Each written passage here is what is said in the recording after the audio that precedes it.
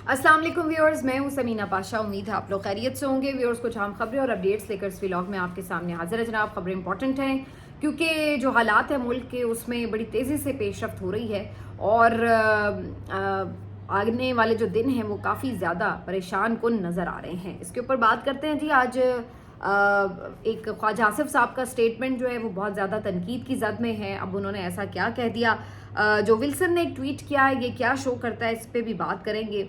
आज पीटीआई का 29वां यौम तासीस है और इसके ऊपर उनकी एक सेलिब्रेशन भी जारी है, तकरीब भी चल रही है, उसके ऊपर खिताब भी हुए हैं, इमरान खान साहब का ट्विटर पैगाम भी आया है, वो सब भी। और फिर अदालतों में पीटीआई ने क्या नई हिकमत अमली अपनाई है, इसके ऊपर भी बात होगी। काफ़ी कुछ है इस व्लॉग में। आपसे रिक्वेस्ट है कि चैनल को सब्सक्राइब कर लें अगर अभी तक सब्सक्राइब नहीं किया। तो सबसे पहले पाक भारत कशीदगी के हवाले से बात को ज़रा आगे लेके चलते हैं। काफ़ी खदशा था कि रात गए या कोई सुबह तक खुदा न खास्ता कोई किसी किस्म की एक्टिविटी नज़र आ सकती है, भारत की तरफ से कोई जवाब आ सकता है, कोई सर्जिकल स्ट्राइक हो सकती है, कोई हमला हो सकता है। लेकिन अल्हम्दुलिल्लाह ऐसा कुछ अभी तक तो नहीं हुआ।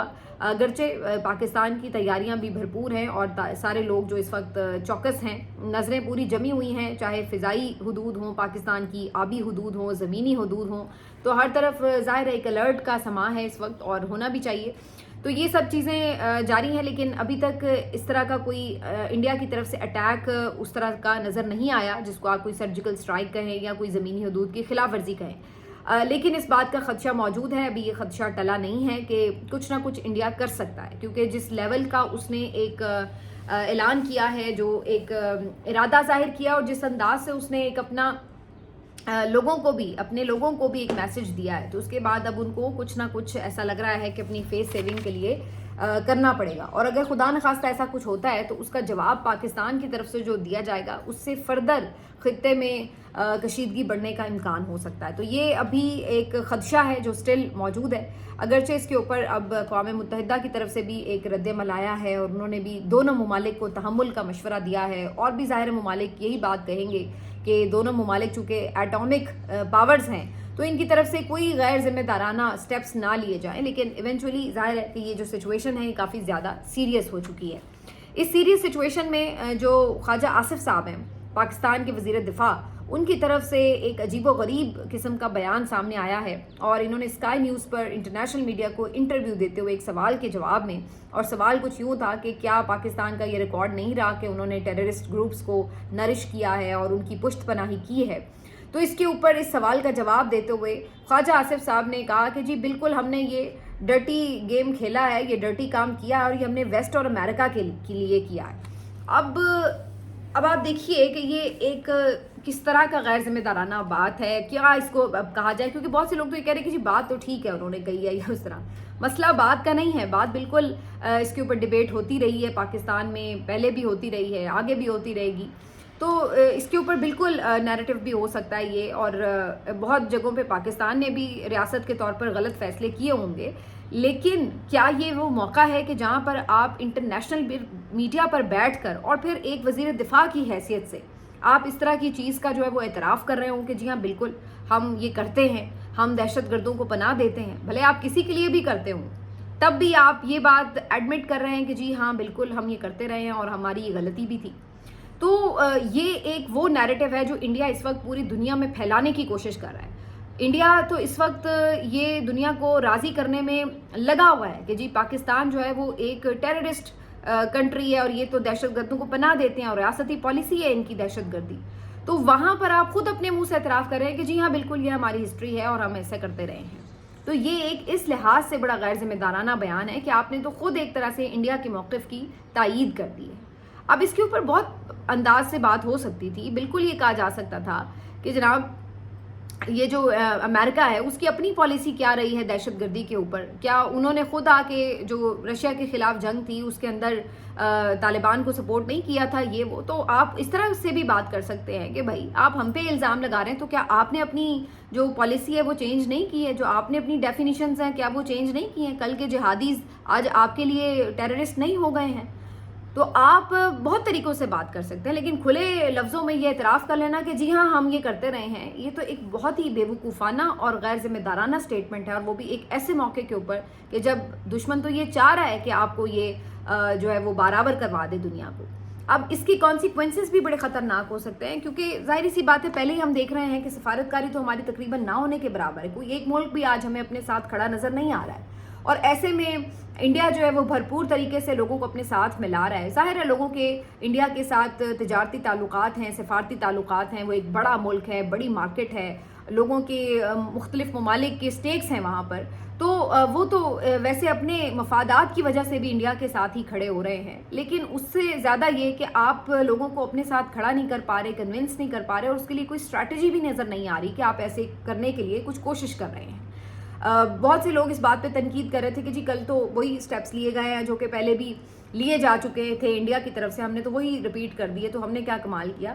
تو دیکھیے سفارتی طور پر ٹھیک ہے آپ یہی کچھ کر سکتے ہیں. اب ظاہر ہے الٹیمیٹلی آپ نے کوئی انڈیا پہ حملہ تو نہیں کرنا تھا, تو یہی کچھ ہوتا ہے آپ نے کر لیا, اس پہ مجھے وہ کوئی نہیں ہے کہ یہ آپ نے اسٹیپس جو ہیں وہ نہیں لیے. لیکن جو مسنگ ایلیمنٹ ہے وہ یہ ہے کہ آپ اپنے ملک کے لیے نیریٹو نہیں بنا پا رہے. یہ سب سے بڑا آپ کا خلا ہے جو اس وقت ہمیں نظر آ رہا ہے کہ آج آپ کے ساتھ کوئی دنیا کا ملک کھڑا نظر نہیں آ رہا, آپ سفارتی طور پر تنہا نظر آ رہے ہیں. پاکستان کا موقف دنیا میں کوئی ماننے کے لیے تیار نہیں ہو رہا, کیونکہ آپ بول ہی نہیں رہے تو آپ موقف کیا منوائیں گے. مکمل تو خاموشی کی ہوئی ہے آپ نے. کوئی آپ کو نظر آ رہا ہے کہ کوئی پرائم منسٹر کی طرف سے نیریٹو بلڈنگ کی جا رہی ہو, کوئی باقی وزراء کی طرف سے کی جا رہی ہو, کوئی حکمران جماعت کی طرف سے کی جا رہی ہو, کوئی نیریٹو بلڈنگ نہیں ہو رہی, اور صرف انتظار ہو رہا ہے کہ اچھا دیکھتے ہیں کہ بھارت یہ حملہ کرتا ہے یا نہیں کرتا ہے. تو یہ سب سے بڑا ایک مسنگ ایلیمنٹ ہے کہ آپ اپنی رائے عامہ نہ اپنے ملک کے اندر اپنے لیے ہموار کر پا رہے ہیں, اور نہ باہر آپ لوگوں کو اپنے ساتھ کھڑا کر پا رہے ہیں. یہ سب سے بڑا مسنگ ایلیمنٹ ہے, اور یہ ہمیں ابھی تک بھی انفارچونیٹلی مسنگ نظر آ رہا ہے. اور اس میں اگر کوئی بولا ہی بولا ہے وزیر دفاع, تو وہ بھی الٹا آبیل مجھے مار والی سچویشن ہو گئی ہے کہ آپ الٹا آپ نے ایسا بیان دیا ہے کہ اور بھارت اس کا ڈھنڈورا پیٹے گا اور کہے گا کہ دیکھ لیں جی اب تو یہ خود ایڈمٹ کر رہے ہیں. اس کے نقصانات بہت ہو سکتے ہیں. بھارت بالکل جا کے پابندیاں لگوانے کی کوشش کر سکتا ہے پاکستان کے اگینسٹ. خدا نخواستہ پاکستان دوبارہ جو فیٹف کی گرے لسٹ سے بڑی مشکل سے نکلا تھا, دوبارہ اس کے اوپر تجارتی پابندیاں عائد ہو سکتی ہیں, دوبارہ وہ گرے لسٹ میں اس کا نام جا سکتا ہے. تو بہت اس کے آپ کو جو ہے نقصانات ہو سکتے ہیں. آپ کا GSP+ سٹیٹس ہے, آپ کا یہ فیٹف کا سٹیٹس ہے, آپ کی ادروائز جو باقی ممالک کے ساتھ معاملات ہیں ان کے اندر بہت ساری چیزوں میں آپ کو سفارتی طور پر نقصان ہو سکتا ہے. تو ان چیزوں کے اوپر آپ کو ایک نیریٹو بلڈنگ کی اور ایک رائے عامہ ہموار کرنے کی ضرورت ہوتی ہے, جو کہ ہمیں اس وقت دکھائی نہیں دے رہی ہے. تو یہ ایک اس وقت خواجہ آصف صاحب کا جو سٹیٹمنٹ ہے وہ کافی زیادہ جو ہے وہ تنقید کی زد میں آیا ہوا ہے. بہرحال اس سے آگے بڑھتے ہوئے جو ولسن کا ٹویٹ آپ دیکھیے, جو ولسن جو ادروائز پاکستان میں ڈیموکریسی کی بحالی کی بات کر رہے ہیں, اور ظاہر ہے کہ سب اس بات کو سپورٹ بھی کر رہے ہوتے ہیں کہ جی ڈیموکریسی تو ظاہر ہے بحال ہونی چاہیے, لیکن انہوں نے بھی جو اپنا ٹویٹ کیا ہے اس میں انہوں نے بھی جو بھارت کا موقف ہے اس کو ایک طرح سے تقویت دی ہے, کیونکہ وہ بھی یہ بات کر رہے ہیں کہ جی پاکستان میں جو ڈی اسٹیبلائزیشن ہے وہ بیسکلی شخصانہ ہے کہ وہ انڈیا میں جا کے جو دہشت گردی کی کارروائی ہوئی ہے.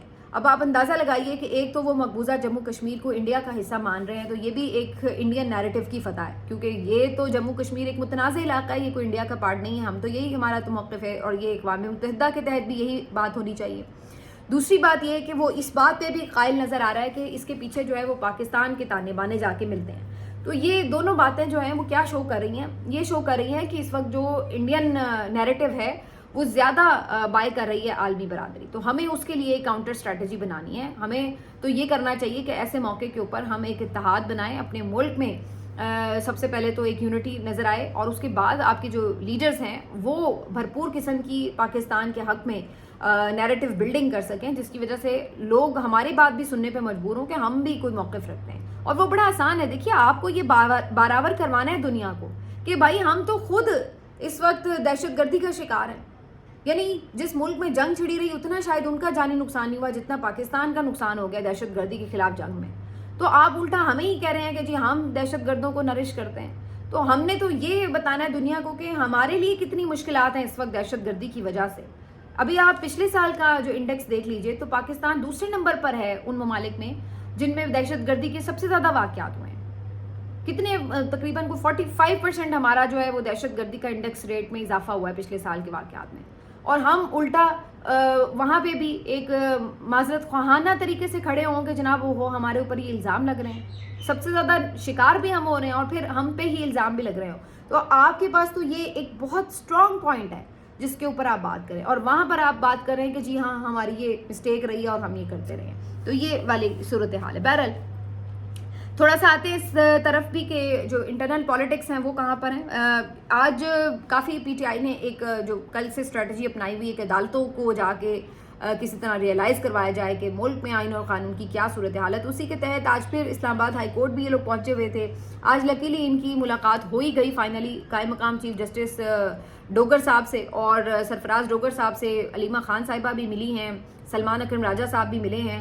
اور اس ملاقات کے بعد جو انہوں نے گفتگو کی, انہوں نے کہا کہ ہم بڑے پازیٹیو ہیں, ہمیں امید ہے کہ اس کے بعد ہماری ملاقاتیں بحال بھی ہوں گی اور صورتحال میں بہتری بھی آئے گی. انہوں نے بتایا کہ ہم نے ان سے سارا کچھ بیان کیا ہے کہ کس طرح ہمیں دور روک لیا جاتا ہے اور جس طرح سے توہین کی جا رہی ہے اسلام آباد ہائی کورٹ کے آرڈر کی, تو یہ ساری باتیں ہم ان کے علم میں لے کر آئے ہیں. لیکن بات پھر وہی ہے کہ کیا یہ باتیں ان کے علم میں نہیں ہیں؟ تو آبویسلی وہ سب جانتے ہیں اور ان کو پتہ ہے, لیکن پھر بھی اس لیے ایک امپورٹنس ضرور ہے اس عمل کی کہ جب آپ آمنے سامنے بات کرتے ہیں تو پھر جو سامنے بات کرنا ہوتا ہے اس میں فیس کرنا جو ہوتا ہے, تو اس کے لیے اگلے بندے کو بھی مشکل ہو رہی ہوتی ہے کہ اس کو فیس کیسے میں کروں. اب کتنا وہ اس بات کو ڈینائی کریں کہ نہیں ایسا کچھ نہیں ہو رہا. تو یہ ایک چیز ہے. دوسرا ظاہر ہے چیزیں ریکارڈ پر آتی ہیں, اور ویسے بھی ایک سیاسی جماعت کے پاس یہی طریقہ ہے نا کہ وہ بات چیت کے ذریعے, دلائل کے ذریعے, اپنی جو نیریٹو بلڈنگ ہے اس کے ذریعے کوشش کر سکتا ہے کہ وہ اپنے معاملات کو آگے بڑھائے اور لے کر چلے. اب ظاہر ہے کوئی حملہ تو نہیں کر سکتے اسلام آباد ہائی کورٹ کے اوپر, تو یہ جو ہے ان کی طرف سے آج کیا گیا. اس کے علاوہ عمران خان صاحب کی ہدایت پر سلمان اکرم راجہ صاحب نے دونوں چیف جسٹس صاحبان کو خط بھی لکھے ہیں, اور وہ خط بھی آج ان کو پہنچا دیے گئے ہیں. تو ڈوگر صاحب کو بھی خط دے دیا گیا, اور اسی طرح سے چیف جسٹس یحییٰ آفریدی کے نام بھی جو خط ہے وہ بھی سپریم کورٹ میں آج علیمہ خان صاحبہ, سلمان اکرم راجہ صاحب نے جا کے پہنچایا ہے. اور 9 صفحات پر مشتمل یہ خط ہے جس میں جو عمران خان صاحب کی طرف سے بیسکلی لکھا گیا ہے, ان کے بہاف پر سلمان اکرم راجہ صاحب نے لکھا ہے, اور اس میں ڈیٹیل کے ساتھ انہوں نے ساری چیزیں شیئر کی ہیں کہ کس طریقے سے اس وقت رول آف لا کی صورتحال ہے, جو عمران خان صاحب کے اوپر کیسز ہیں ان کی سٹیٹس کیا ہے, ان کی سچویشن کیا ہے, ان کی بیگم بھی کس طرح سے جو ہے وہ قید میں ہیں, ان کی اپیلیں نہیں لگ رہی ہیں, ان کی ملاقاتیں نہیں ہو پا رہی ہیں, ان کو جو بنیادی حقوق ہیں قیدیوں کے وہ تک معطل ہیں. تو یہ ساری چیزوں کے اوپر انہوں نے ڈیٹیل سے جو ہے وہ ساری ڈسکرپشن دی ہے یحییٰ آفریدی صاحب کو. اس سے پہلے بھی جب آپ کو یاد ہوگا کہ یحییٰ آفریدی صاحب نے ملاقات کی تھی ایک دفعہ حکومتی وفد سے بھی اور پھر بعد میں اپوزیشن سے بھی, تو اس وقت بھی ان کے نالج میں یہ تمام چیزیں لے کے آئی گئی تھیں, لیکن اس کے بعد بھی کوئی عمل نہیں ہوا. ابھی بھی کوئی زیادہ امید نہیں ہے کہ کوئی عمل ہوگا یا کوئی فرق نظر آئے گا صورتحال کا, لیکن ایٹ لیسٹ یہ آپشنز ہیں جو آپ اویل کر سکتے ہیں, کوشش کر سکتے ہیں, وہ کوشش کی جا رہی ہے. تو بہرحال یہ آج عدالتوں کی صورتحال رہی. اور اس کے علاوہ آج جو ہے وہ پی ٹی آئی کا یوم تاسیس ہے, 29واں یوم تاسیس. تو 29 سال پہلے عمران خان صاحب نے بیسکلی آج ہی کے دن اس کی بنیاد رکھی تھی, اساس رکھی تھی پاکستان تحریک انصاف کی. تو اس موقع پر عمران خان صاحب کا ایک پیغام بھی جو ہے وہ ان کے آفیشیل ٹویٹر ہینڈل سے جاری کیا گیا, جس میں انہوں نے کارکنان کے نام جو ہے اس موقع پہ پیغام دیتے ہوئے پھر سے وہی بات کی ہے کہ اس کو بنانے کا, اس کی بنیاد رکھنے کا مقصد ہی کیا تھا, اس پارٹی کو بنانے کا مقصد ہی کیا تھا. وہ یہی تھا کہ آپ نے ملک کے اندر رول آف لا لے کے آنا ہے, انسانیت لے کے آنی ہے, خودداری لے کے آنی ہے, انصاف قائم کرنا ہے. اور اسی کے لیے یہ اسٹرگل اتنے سال جاری رہی ہے اور آج بھی جاری ہے. عمران خان صاحب نے کارکنوں کو مبارکباد بھی دی ہے کہ جس طرح فسطائیت اور جبر کے باوجود وہ ڈٹے رہے ہیں, وہ کھڑے رہے ہیں اور پارٹی کو سنبھالے رکھا ہے. اور آج یہ پارٹی جو کہ پہلے چند افراد نے, شاید درجن بھر افراد نے مل کر بنائی تھی, آج وہ دنیا کی 6 یا 7ویں بڑی پارٹی ہے, پاکستان کی سب سے بڑی پارٹی ہے. اور یہ وہ پارٹی ہے جو اس قدر فسطائیت کے باوجود بھی جو ہے وہ سروائیو کرنے میں کامیاب ہوئی ہے. عمران خان صاحب نے اپنے ٹویٹ میں حوالہ بھی دیا ہے کہ شیخ مجیب کی بھی جو پارٹی ہے اس کو بھی پورا 1 سال کیمپین کرنے میں لگا اور پھر انہوں نے فتح حاصل کی تھی. اور ہماری پارٹی کے ساتھ تو یہ ہوا کہ نشان تک چھین لیا گیا, کیمپین نہیں کرنے دی گئی, اور اس کے باوجود ہم نے ایک میسو وکٹری جو ہے وہ حاصل کی. تو یہ ایک بہت بڑی کامیابی ہے پاکستان تحریک انصاف کی, جو اس سے پہلے ہمیں نظر نہیں آتی. اس کے علاوہ عمران خان صاحب نے یہ بات کی ہے کہ پارٹی اس وقت اسٹرانگ ہے اور انہوں نے کہا کہ ہمیں کسی سہارے کی ضرورت نہیں ہے. الیکٹیبلز وغیرہ کی بھی ضرورت ان لوگوں کو ہوتی ہے جن کی جڑیں عوام میں نہیں ہوتی. تو ہماری الحمدللہ جڑیں عوام میں ہیں, پارٹی جو ہے لوگ اس کے ووٹ بینک اس کا برقرار ہے, اور یہی ہماری سب سے بڑی فتح ہے. تو عمران خان صاحب نے اسی حوالے سے کہا ہے کہ مزید بھی ہم پاکستان کے لیے انصاف کے نظام کو رائج کرنے کے لیے اپنی جد و جہد جاری رکھیں گے. اسی قسم کی گفتگو آج سلمان اکرم راجہ صاحب نے مرکزی جو تقریب ہوئی ہے پارٹی کی یوم تاسیس کے حوالے سے, اس سے خطاب کرتے ہوئے انہوں نے بھی یہ باتیں کی. بڑی دلچسپ اور بڑا اچھا خطاب تھا سلمان اکرم راجہ صاحب کا, جس میں انہوں نے کہا کہ کس طرح سے ستمبر 2022 میں عمران خان صاحب نے انہیں فون کیا اور کہا کہ ملک کے حالات ٹھیک نہیں ہیں اور اب لڑنے کا وقت ہے اور ہمیں آپ جیسے لوگوں کی ضرورت ہے. اور پھر سلمان اکرم راجہ صاحب نے باقاعدہ عمران خان صاحب کو جوائن کیا. پھر وہ یہ بتاتے ہیں کہ 33-34 سال کی شاید وکالت کا مقصد ہی ان کو یہ لگتا ہے کہ اب وہ لمحہ آیا ہے کہ جہاں پر وہ سمجھتے ہیں, کیونکہ وہ ہمیشہ انسانی حقوق کے لیے مختلف اس طرح کے کیسز وغیرہ کے لیے اپنی جو خدمات ہیں وہ دیتے رہے ہیں, اور وہ یہ سمجھتے ہیں کہ عملی طور پر بھی اگر اس کے سلسلے میں کچھ ہو سکتا تھا تو اس کا موقع بھی انہیں اس جد و جہد کے تھرو ملا ہے. تو وہ کہتے ہیں کہ میری خوش قسمتی ہے کہ میں اس کا حصہ بناؤں, اور وہ بہت پر امید اور پر یقین نظر آئے کہ بالکل فتح جو ہے وہ قریب ہے اور قوم جو ہے وہ ہمارے ساتھ ہے. تو انہوں نے بتایا کہ کس طرح شوکت خانہ میں ان کے والد کا جو ہے وہ علاج ہوا اور ان سے بڑے بڑے لوگ ملنے آتے تھے, اور ساتھ ہی ایک ٹرک ڈرائیور تھا مریض, اس سے بھی اسی طرح لوگ ملنے آتے تھے. تو وہ یہ کہتے ہیں کہ جو انہوں نے اس وقت دیکھا کہ عمران خان جو انصاف کی بات کرتے ہیں, جو برابری اور یکساں قانون کی بات کرتے ہیں, یکساں ٹریٹمنٹ کی بات کرتے ہیں, تو وہ انہوں نے عملی طور پر اپنے ہاسپٹل جو انہوں نے خود بنایا اس کے اندر اس کو رائج بھی کیا, اور یہی چیز وہ پورے ملک میں رائج کرنا چاہتے ہیں. تو سلمان اکرم راجہ صاحب نے آج بڑا زبردست خطاب کیا اور پرجوش خطاب بھی تھا. علی امین گنڈا پور صاحب نے بھی خطاب کیا. انہوں نے پھر وہی باتیں کی کہ جی عمران خان صاحب جو ہیں وہ ہمارے درمیان نہیں ہیں, اس کے لیے ہم نے لیکن کوشش کرنی ہے. عمران خان کا پیغام ہم تک پہنچتا ہے, ایک دوسرے کی ٹانگیں نہیں کھینچنی, بس ان کو وہی پریشانی پڑی رہتی ہے کہ جی میرے اوپر تنقید ہوتی ہے. یہ نہیں سوچتے کہ تنقید ہو کیوں رہی ہے, بلکہ یہ کہتے ہیں کہ جی تنقید کیوں ہو رہی ہے. تو بہرحال علی امین گنڈا پور جو ہیں انہوں نے بھی اسی طرح کا اپنا روایتی خطاب کیا. ویسے پہلے ان کے جوش جذبے والے خطاب سے کارکن کافی پرجوش ہو جایا کرتے تھے, لیکن اب وہ بیچارے سمجھ گئے ہیں کہ یہ صرف بھڑکیں ہی ہوتی ہیں, تو وہ بھی زیادہ توجہ نہیں دیتے.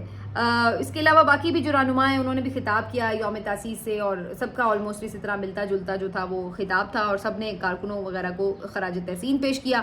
تو یہ اب جو ہے صورتحال ہے جی کہ آج یوم تاسیس کے بعد دیکھنا یہ ہے کہ عمران خان صاحب جو ہے وہ ان کی رہائی کے لیے کیا کوئی حکمت عملی دیتی ہے نہیں. شاہد خٹک صاحب نے بھی آج یہ بات کی. ایک جو بڑی امپورٹنٹ خبر سننے میں آئی ہے اس کے اوپر بھی بات کرتے ہیں کہ کچھ ریٹائرڈ فوجی افسران ہیں جنرل لیول کے, اور انہوں نے کل بھی عمران خان صاحب سے ملاقات کرنے کے لیے درخواست جو تھی وہ دینے کی کوشش کی عدالت میں کہ ہمیں ان سے ملنے دیا جائے, ہم نے ضروری امور کے اوپر ان سے گفتگو کرنی ہے. کل وہ درخواست دائر نہیں ہو سکی تھی کچھ تکنیکی وجوہات کی بنا پر, تو آج انہوں نے دوبارہ کوشش کی ہے کہ یہ درخواست دائر ہو, اور یہ جو ریٹائرڈ آرمی آفیسرز ہیں یہ عمران خان صاحب سے ملنا چاہتے ہیں. اس کے اوپر بہت سے لوگ کافی ویسے ایک ہائپ کریٹ کر رہے تھے کہ جی بڑا لگتا ہے کہ یہ اسٹیبلشمنٹ سے رابطے میں ہیں اور کوئی خاص پیغام لے کر جو ہے وہ آ رہے ہیں, اور اس لیے وہ عمران خان صاحب سے ملیں گے, اور اتنے ہائی رینک کے یہ آفیسر ریٹائرڈ ہوئے ہیں تو بڑی ان کی ورتھ ہوگی. لیکن میں یہ سوچ رہی ہوں کہ اگر واقعی ان کو کوئی اسٹیبلشمنٹ کی پشت پناہی یا کوئی ان کا آپ کہہ سکتے ہیں کہ گو اہیڈ حاصل ہوتا, تو پھر ان کو ملاقات کے لیے عدالتوں سے دھکے نہ کھانے پڑے ہوتے, درخواستیں نہ کرنی پڑی ہوتی, کیونکہ جن کی ملاقاتیں انہوں نے کروانی ہوتی ہے وہ صبح 7 بجے بغیر کسی عدالتی آرڈر کے بھی گیٹ کھلوا لیتے ہیں اور ملاقات ہو جاتی ہے. تو اگر یہ بیچارے کوشش کر کے کر رہے ہیں تو اس سے تو یہی پتہ چلتا ہے کہ یہ بیچارے پھر ہماری طرح کے لوگ ہیں جو کوشش کر رہے ہیں کہ کوئی ملاقات ہو جائے. لیکن ادروائز اگر کوئی اتنے یہ طاقت رکھتے اپنے پیچھے تو پھر شاید اتنی انہیں تگ و دو نہ کرنا پڑتی. لیکن اس سے یہ ضرور پتہ چلتا ہے کہ مختلف اداروں میں بھی ان تمام جو اس وقت حالات ہمیں درپیش ہیں اس کی وجہ سے ایک نیریٹو جو ہے وہ یہ سوچنے پہ مجبور کرتا ہے کہ اب اس وقت ملک کو یونائٹ کرنے کا ٹائم ہے, اور اس کے لیے ضروری ہے کہ جو ملک کا ایک ایسا لیڈر ہے جس کی بات پر عوام اعتماد کرتے ہیں, اس سے محبت کرتے ہیں, اس کی بات پر یقین رکھتے ہیں اور اس کی بات کو فالو بھی کرتے ہیں, تو اس کی مدد جو ہے وہ حاصل کی جائے تاکہ قوم کو یونائٹ کیا جا سکے اور پھر بیرونی دنیا کو بھی ایک تگڑا قسم کا پیغام دیا جا سکے. یہ اس وقت کی ضرورت ہے. یہ جتنی جلدی ہو سکے آپ انڈرسٹینڈ کریں, اس کے اوپر کوشش کریں, وہ ایک آپ کی اپنی چوائس ہے, لیکن بظاہر یہ کرنا ضروری ہے. لیکن انفارچونیٹلی اگر کوئی مجھ سے پوچھے کہ مجھے ہوتا یہ نظر آ رہا ہے فی الوقت مجھے جو آپ کی اوپر کی قیادت ہے اس میں اس چیز کے لیے یہ ریئلائزیشن نظر نہیں آتی. ملتے ہیں آپ سے اگلے ویلاگ میں. اپنا خیال رکھیے. اللہ حافظ.